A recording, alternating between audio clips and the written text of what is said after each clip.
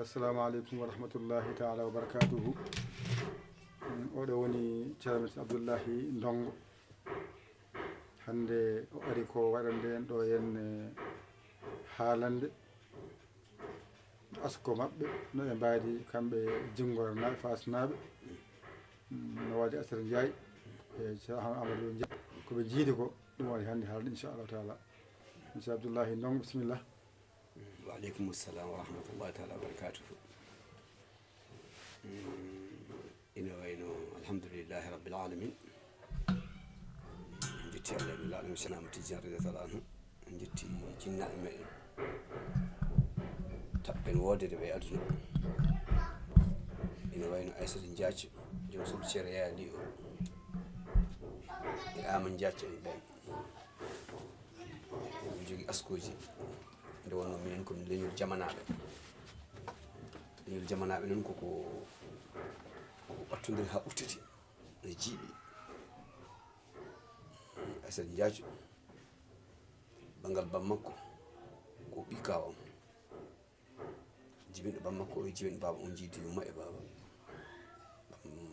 mammakko gorko wiyete ko Mame Saydou Diathie, mam gorko wiyete ko Mame Malick Diathie. En noon ko ɓiɓɓe ko Mayram woni yummaɓe kamɓe ɗon koye Mayram ko Saydou Mayram e Malick Mayram. Saydou Mayram jibini kaw Kalidou Diathie, Malick Mayram jibini Diary Thial jibini Kalidou Diathie jibini Aissata Diathie. Bangal yummakko wiyete ko Aminata Ndongo. Bammo Aminata wiyete ko Moustapha ɓe mbiyamo Baba Ali. Bangal nene makko jibinɗo bammo wiyete ko Ousmane ɓurno andire Karu Ndongo, on jibini babam. Moustapha Ndongo noon e Ousmane Ndongo jiidi yumma e baba, ɓe jiidi yumma e baba. Ɓinno kamɓe ko ceerno Baydi Ndongo, on sinci on ari ɗon addi ɗon dongueɓe ɓe, on wiyete ceerno Baydi Ndongo on addi dongueɓe ɓe ko Jingor Moustapha ɗo. Gogol Mariéta gogol Ami Ndongo on ko gogol am banggue ɗum mbiɗa jiidi ɗum kadi e banggal Aissata ngal banggal nan ɗon kadi. To banggal mamma ko debbo jibinɗo yummakko o wonde kadi ko gorgol am banggue. Wadde Aissata min jiidi bangueji foof, min cindori bangueji foof. Ko ɓi kawam komi ɓi kaw makko, ko ɓi gorgol am komi ɓi gorgol makko. Waɗi bangue yummakko kadi komi kaw makko ngal bangal, sabi min wima komin denɗiraɓe ngal bangal nan ɗo. Wadde ko mbimi ko tan ko jamanaɓe koko jiiɓodiri. Aissata Ndiaye noon sa wi omo haalde haala Ama Diathie ko bangal Mame Saydou. Mame Saydou jibini kaw Kalidou jibini Alsane, kaw Alsane jibini Ama Ndiaye. Kaw Alsane on ne omo jiidi e babam kadi yumma, sabu ko Alsane kaw Alsane wiyete ko Alsane Wouye, ɓe mbi Alsane Ngouré haabi e Diarra haabi jiidi yumma e baba. Ngouré haabi jibini kaw Alsane, Diarra haabi jibini Alaji Hamidou jibini kam, kaw Alsane jibini Ama Diathie. Ɗon ko bangal bammakko. So en jeeyi bangal mammakko debbo wiyeteno ko Ruɓɓiyata Ndiaye, wiyete Ruɓɓiyata Diallo, on ko Ruɓi Diallo wiyete. Ɗi Mame Houleye e Mame Saydou e Mame Malick jiidi yumma e baba. Mame Saydou jibini Yaye Ruɓi jibini Oumou Kane jibini Ya Aissé jibini kaw Tidiane no Madina Gounass e goɗɗo ne wiye Ousmane, ɓeɗo kamɓe jiidi yumma e baba ko bangal ceerno Ama Diathie ɗo. Yaye Ruɓi on jibini Farmata Abdoul jibini Ama Diathie. Joni Yaye min jiidi bangueji ɗiɗi komin ɓiɓɓe baba, sabu bammakko e banggue ɓiɓɓe yumma ɗum ko goho. ɓi kawam pamma ko enen jiidi baba goto babiraɓe jiidu may baba komi kaw makko banggal yumma makko sabi min yumma makko mi ɓiɓɓe yumma ni woni komin jiidi ɓeeɗo woni noon mbimi ko jiidugen jaajɓe e dongenɓe ɓe ene jiiɓi no feewi woni arde eɓe gasko noon ha ɓe jetto am ceerno Abdourabby Diadji kono ngal on asko mo yayi andi ɗum kamɓe ha ɓe jetto ceerno Abdourabby Diadji ko ɓe baba kamɓe jaɓɓe ɓe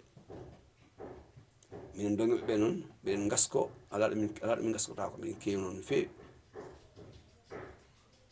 baydi dongo o jeeya ko wuuro ina wiye Agname Wuro Siré ɓen mbi ko toon iwi o ari o fayi Jinggoore histoire noon daɓɓo tan haade makko yaade Jinggoore noon wonɗo rewi ko heewi kono ɓuri raɓɓide tan ko ɗo wiyete Saare Heeri ɗon sakkiti wonde nde woni Saare Heeri nde on jamanu Jinggoore soppa o wimo ndaara ɓen mbino ndaara ceerno duwanoɓe o waɗi ɓe duwa Jinggoore kanko ceerno Baydi Ndongo on o rumti Saare Heeri duuɓi ɗiɗi o wi warta Jinggoore ɓe mbi ala Fuutan ko hennora ɓittini wata war ha ɓoye jaƴƴi ɓaymo ko noon gaccamo tan o ara o ari noon o jooɗi kamɓe fof ɓe jamfodiri e nder jonde nde kanko o janfima to waɗgol duwawto ɓe nde o ari nde ɓe janfimo kamɓe ne mbi joni yo yaah banggue Jinggoore o ɓukkina Heeri toon ni banggue rewɓe banggue worgo o ɓukkina ɗon tiŋŋali ina ɗon minen fof min kala jibina Jinggoore ne andinen wande min mbiyata ceerno Baydi yahuɗo toon beele buddi erode ndi ñambo toon waɗi kanko ne mataw Allah okki gandal makko o humbi ladde nde mbaji ngol natti arde ɗon wiɓe joni noon mbaɗen feere mbaɗen jama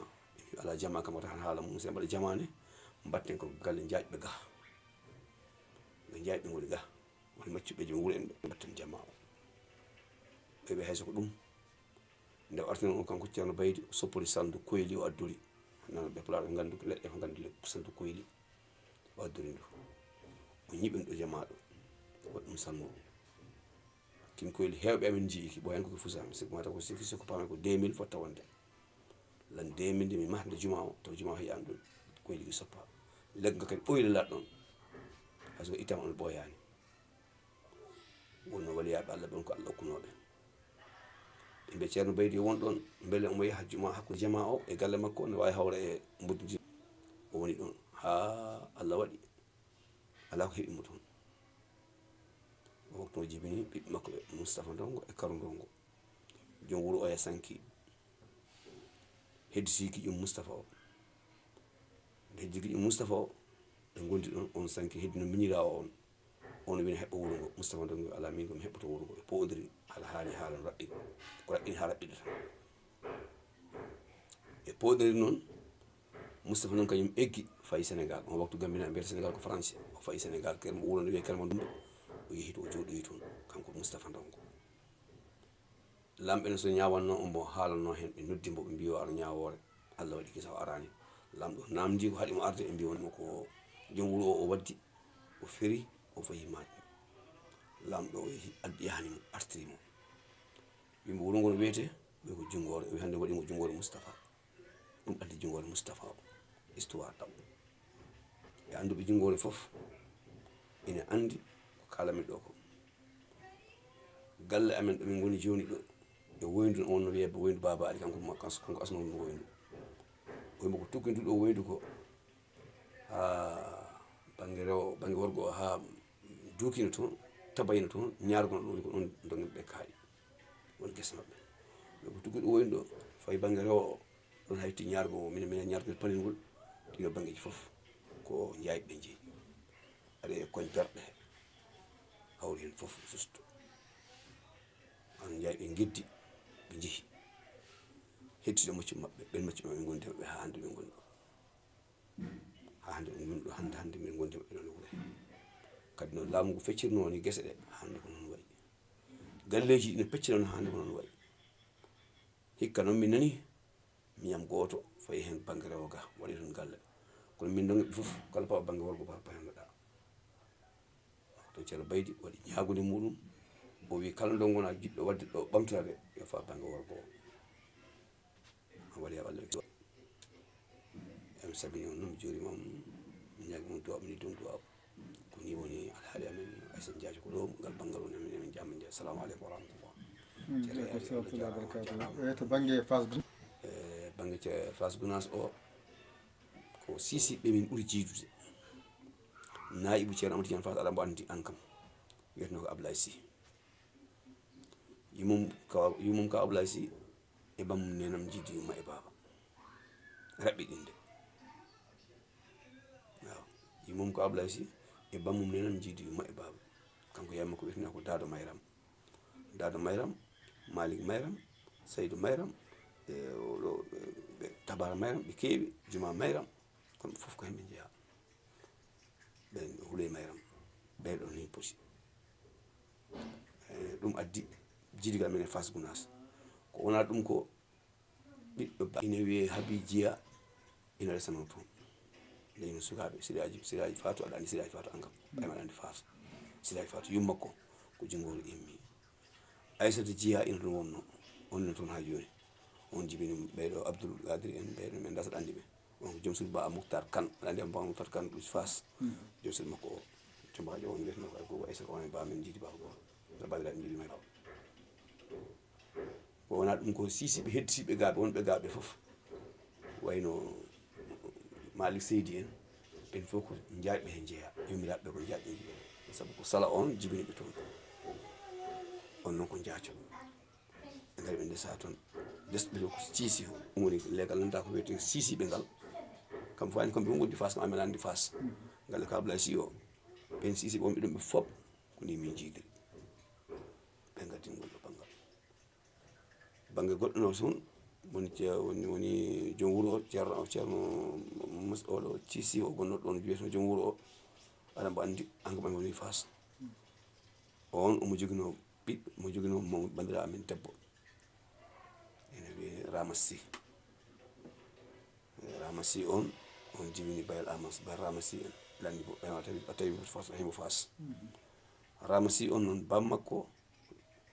e bammum Ndiaye jiidi yumma onen jiiɗa baba no pamirta on bammakko wiyeteno ko Ousmane Sy on Demba Ngouré jibini bam yumum Ramasy on woni banggal sisiɓe ngal e goɗɗina toon joni ni hen a andamo kono o wiyete ko Amar ko Cimbo yettete on ne mamakko ko Sy yettete on makko Yuma Sy wiyete on Sy jiidi yumma e baba on jibini kaw jenguɗo Sali on ko Cimbo yettatono on waɗa sama e Cimben ɓe kanko on mam Yuma ko nanta ko Ablaye Juma en Seydia Juma en ɓen ko Sali goni ɓenne ko yumma o immi to jaaɓe to ari ɓe tawi ɗon ɓenne kadi nde ari o resa ɗon kadi ɓenne kadi ko jaɓɓe kadi ɗum addi ɓe wiya Haruna Houré en Sili Houré en ɓeɗo en saabu on yumma o iwi ko Sinthiou Ndawen o ari o resa e galle he galle kono galle jaɓɓe ɗum woni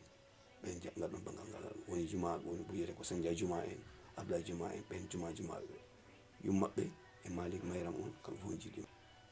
no pamirta pour ha raɓɓiɗe tan wona ha juuta ko ni woni jiidigal ngal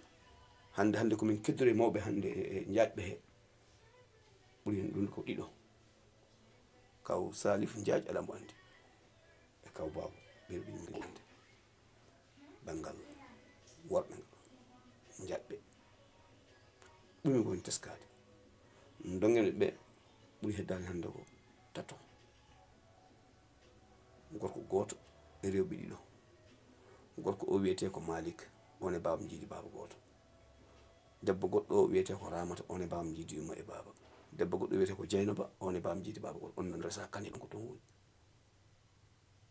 wonno noon leñol ngol e ngol saaki ngol wela rendinde ko ni woni gueɗe ɗe wadde Aissata Diadio somi ari tan wimbo wutte so wi ko wutte mi tottanto so wi kam wutte mi tottamo so wi wutto tota kam ɗum waɗi min mbawa moninde ni moni hakkude amen komin jiidi ko ngal ga banggal to min jiidi ngal to banggal joni kanko o jaaɓi o wona dimowo min wona maccuɗo mi jaɓi ngal banggal. Assalamu aleykum wa rahmatullah. innede Abdoullahi Ndongo. Alhamdulillah. sa jeeɗa Jinggoore Jinggoore ni hen kam mi wayi toon seeɗa ɓay toon fodde lebbi 4 ila février mbayi ɗum toon mois de février le 19 février 18 février mbayi ɗum toon 2025 kono ko Jinggoore mi jigina tan won Jinggoore kam kono ko Jinggoore neyimi sabu andi kadi mi addama histoire kadi babam jibina wonno ko to wiye wurna wiyene wi Jeylani nder Gambi he to min jibina wonno bamma ko on jamanu ndemma ka ɓe ndemma ɓe keɓata Jinggoore ne heewi yakkere hewno ngo yakkere wonno e baaɗi en fof colli fofof hay sa remi ko a nanga hen ani mudduma badda ɓe mbaɗi ndemoya Sinthiou woni Sinthiou ndemen ɗo min ndemanno ɓe gadda tawi no woɗɗi kanko no wonno ko banggal lasnade o yarno o yimmi ɗon fayi wurna wiye Jeylani nde woni Jeylani toon noon to minen fof min jibina ha min garti ɗon Jinggoore min garti Jinggoore mataw so woodi ko heede 1970 walla 1969 heɗon mi pottano Jinggoore on jamanu noon bandum debbo bandum oɗo wiyetemo gorgol mo Aissata jiɗɗo e yummako jiɗɗo ɓam ko yummako baba no wiye Kajji on jibin ɗon suka debbo goto ne wiye Habi ñande galle o diidande o wiyete ko Habi waɗi on addi Habi Sintiano so anni Habi Sintiano tan ko on suka debbo on addi jibinade e nder galle amen e ɗon no joni min goni ha hande alhamdulillah rabbil alamin jinaɓe fof ɓe leeli kam fof ɓe goni ñanamo ɗon leeli bam ɗon leeli bam Abdoukane ɗon leeli kono Kajji Coumba on noon leeli ko Fass on noon nawanama Fass toon leeli kono hettiɓe fof non ɓe leeli sona mama min biyeteɗo sona mama biyeteɗo Falmata Batol jiminɗo o ɓurgum jiminɗo o Malik Kajji en Siraji Kajji en mamɓe debbo on kam leelaki Jinggoore on leeli ko Jeylani to e mamam jibinɗo bammo Ousmane Ndongo onne ko Jeylani to leeli wadde min jogui ɗum waɗi komin kalta ko ceɗɗe ko ɗum waɗi ha min jaari ngal banggal ceɗɗe to min jibina a neɗɗo kala ɗo jibinɗa ko ɗum wonta leñol ma nana Pulaar o komin janngumo kono min pulaar nande Pulaar ala Bambarankoore ala min Bambarankoore ndi komi huccunde tan Bambarankoore ko yiile ko tan hokki kam Bambarankoore kono ceɗɗe kam ko hen jibinami ɗum kalanomi ɓe ketti kam Jeylani ɓe nawi kam siwol to kawam mbeɗe mi nana Pulaar o ɗum foti duuɓi ɗi tati ɓe gartiri kam seeɗa ɓe jettimi kadi kalto ceɗɗe mbi o wonta yejjide ha hande ɗum mi lewata on dumon on jamanu nenam so nana kam so haalani ceɗɗe mi nanta mi yaha mi faya to fulɓe to min no Allah waɗi jaami siwol gonmi ɗon ngari siwol ko 71 ɗon darmi Qur'ana on 71 ha 79 gimmi ɗon puɗɗumi yaade Bakel toon jokkitomi alluwala ɓe ceere ya wele on deni kam duuɓi tati ɗon gartum gila ngol noon kadi alhamdulillah rabbil alamin Allah hewani gandal kono alhamdulillah rabbil alamin ɓe suuri hen yo Allah wallu assalamu aleykum wa rahmatullah jaram ɗum beltima ala ka tonguima raɓɓiɗi kono kadi ka famnima yo Allah junni baɗɗo ha yesso rewdi so ɓooyi wodi so ɓooyi seydi Diack seydi Ndongo jaɓi ko wela hen Diack ala tan jajji ala Ndongo Ndongo tan jaɓi ko ala hen ala jaɓi ko ala Ndongo nani kam jaga maccuɗo jaɓi sa wayi wi sa waɗi min jetta yettere maɗa sa wiyetoɗa Diack ha koora sa wurto mbetta wiide ɗum ala Ndongo tan alhamdulillah jarama